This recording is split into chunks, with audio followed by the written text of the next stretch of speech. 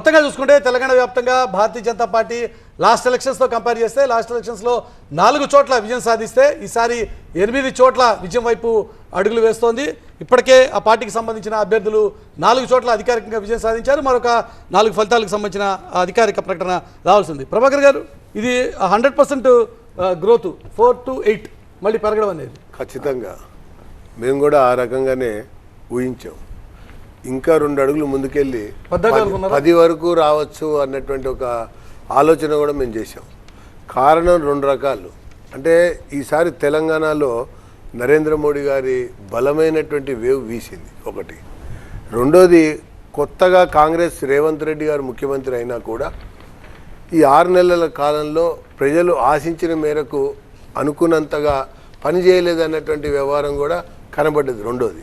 మూడోది, 10 సంవత్సరాలు పరిపాలించినటువంటి కేసీఆర్ యొక్క పార్టీ నాయకులు అది అతలాకుతలం అయిపోయేసరికి ప్రజల్లో ఈసారి బీఆర్ఎస్ 0 స్థానాలకు పడిపోయింది. అంటే మొదటి నుంచి వస్తున్నటువంటి ప్రిడిక్షన్సే గెలిస్తే మెదక్లో గెలవాలి, లేకపోతే అక్కడ కూడా కష్టమే అని చెప్పి అక్కడ కూడా రఘునందనే ఆల్రెడీ లీడ్లోకి వచ్చినటువంటి సిచ్యువేషన్ మనకుంది.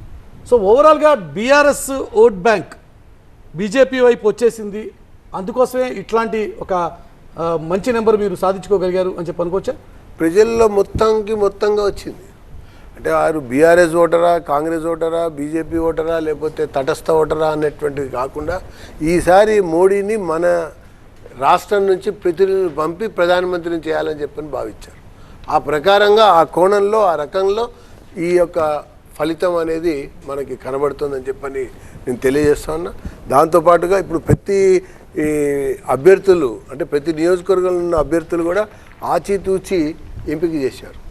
వ్యక్తులుగా వీళ్ళు శక్తులే, దాంతోపాటుగా పార్టీగా ఒక ప్రత్యామ్నాయంగా ఎదగటం కూడా చాలా ఉపకరించింది.